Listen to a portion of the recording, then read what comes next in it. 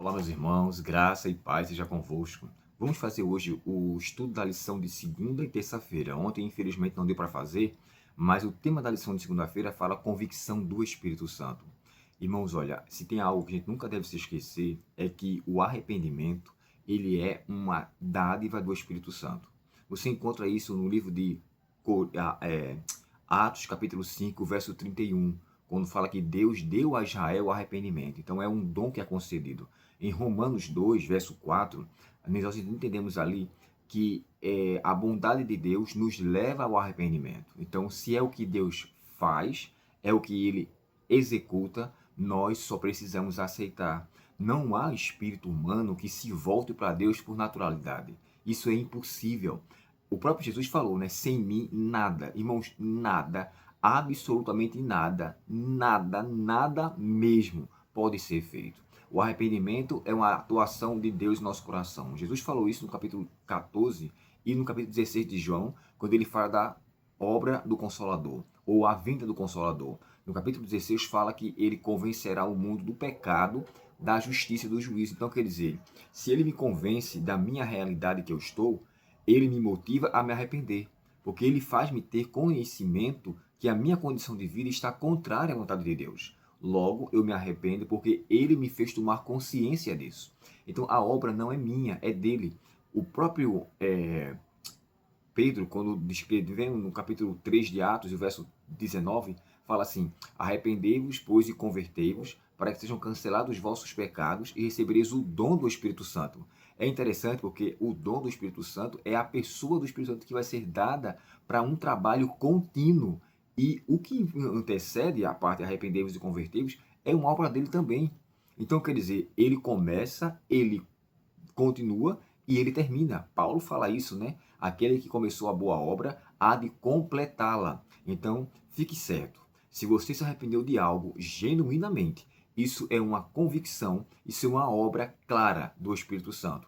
E não foi um arrependimento superficial, porque quando o Espírito Santo nos faz tomar consciência disso, ele nos dá desejo de fazer a sua vontade. Agora, é claro, irmãos, isso não nos isenta de ainda assim permanecermos em uma possibilidade de cair novamente, sabe? A gente não vai dizer que jamais vai voltar a cair porque o arrependimento foi verdadeiro. Uma coisa que tem que ficar claro. Ellen White, no Caminho a Cristo, fala assim: ó, o arrependimento envolve tristeza pelo pecado e afastamento do mesmo. Nunca nos arrependeremos quando nós não enxergarmos quão terrível é o pecado. É o que o próprio salmista, o próprio sábio, fala no Provérbios 28:13. O que encobre não prospera, mas se confessar e deixar, a misericórdia recai sobre ele. Então isso é um ponto crucial, que eu e você temos bastante cuidado para que nossa convicção no Espírito Santo seja verdadeira, que nós nos arrependamos completamente. O texto de terça-feira é uma continuação, arrependimento verdadeiro. E por que verdadeiro? Remorso, irmãos, é diferente de arrependimento. Remorso é sentir o pesar pela consequência que aquilo trouxe. Arrependimento é olhar a causa que aconteceu e não só a consequência que ele trouxe. Ah, eu estou triste, poxa, eu queria que isso não acontecesse. Peraí, queria que aquilo não acontecesse por causa da tristeza? Por causa da angústia que teve depois? Ou você vai aborrecer o ato, o próprio ato em si? Lembre-se que a diferença de Judas e Pedro é gritante. Ambos traíram Salvador. Um negou e o outro também traiu. Então houve uma dupla traição ali. Quando Pedro fala que não conhece Jesus, isso é uma traição. Não sei quem é ele, nunca ouvi falar desse homem. Ele mente. Mas o que é que acontece no desfecho dessa história? Você sabe que Judas pega as moedas e já tira ao chão. Pedro, olhando naquela situação, ele chorou amargamente. Sabe, enquanto não entender que o arrependimento, na verdade, ele envolve uma mudança de vida, Ellen White, no Caminho a Cristo, fala assim, ó: se nós não nos arrependermos, isso é no capítulo chamado Abra o Coração a Deus. Olha só, os que não humilharam ainda o coração perante Deus, reconhecendo a sua culpa, não cumpriram ainda a primeira condição para serem aceitos. E ela continua dizendo assim, ó: se não experimentarmos ainda aquele arrependimento completo e definitivo e não confessarmos os nossos pecados com verdadeira humildade e tristeza de espírito, aborrecendo nossos maus atos, não estamos procurando verdadeiramente o perdão dos pecados. E se nunca buscarmos a paz de Deus, nunca então o encontramos. Então, quer dizer, qual é o primeiro requisito? É eu reconhecer que aquilo está errado. Então, aquilo vai me gerar um arrependimento. E quem me conscientiza de que eu estou errado? O Espírito Santo. Sabe, irmãos, olha, é muito lindo esse termo aqui. O arrependimento, ele é uma obra crucial na vida do povo de Deus. Todos os seus filhos, o próprio Pedro fala, né? Ele não quer que ninguém se perca, senão que todos cheguem ao arrependimento. O arrependimento na Bíblia é crucial, ele é primordial. Quando João Batista iniciou seu ministério, ele pregava sobre o quê? Arrependimento. Você encontra isso no capítulo 3 de Mateus. Quando você vir mais na frente, no capítulo 4 e o verso 17, começa Jesus dizendo assim: e começou ele a pregar para que se arrependessem. Então, o primeiro sermão de Jesus foi arrependimento. Quando você vai para Marcos, capítulo 6 e o verso 12, lá descreve que os discípulos começaram, quando Jesus comissiona os 12 e os vai enviando de dois em dois, ele descreve que eles começaram então a pregar o arrependimento. Ora, João Batista, que foi o precursor de Cristo, pregou sobre mudança de vida. Jesus, a mesma coisa. Pedro, a mesma coisa, perdão. Os discípulos, a mesma coisa. E Atos, capítulo 2, verso 38, antes do batismo dos 3.000, Pedro descreve que todos deveriam se arrepender. E o verso 38, capítulo 2, fala: arrependei-vos, pois, e convertei-vos. Deixa eu ler esse texto, porque eu acho que eu confundi o capítulo 2, 38 com o 3, 19. Deixa eu ler aqui o capítulo 2 e aí deixar mais preciso a informação para você. Olha só, Atos, capítulo 2 e o verso 38, na tradução NVT, diz assim: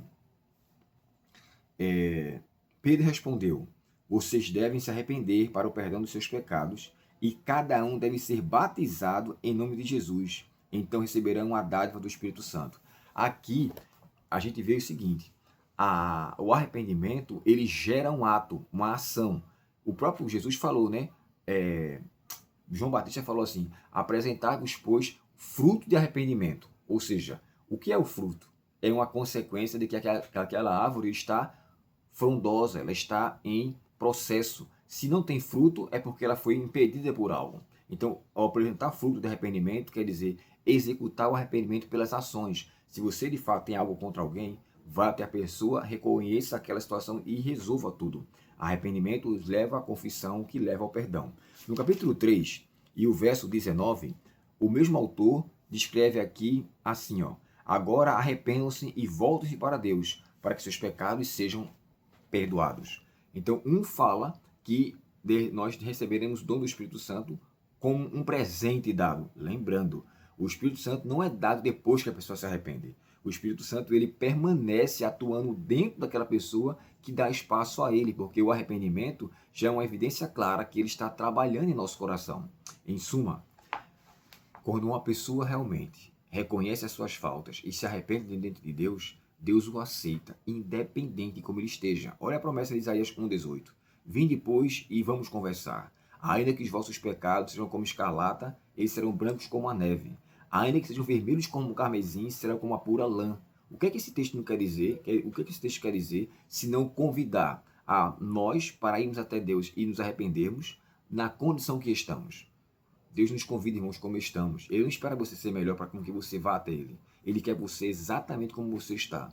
E que eu e você possamos nos arrepender verdadeiramente. Que nós possamos demonstrar fruto de arrependimento. Que haja de fato mudança em nosso projeto de vida. E assim como Jesus falou, tanto a Nicodemos, quando Paulo falou aos Coríntios, o nascer de novo, né?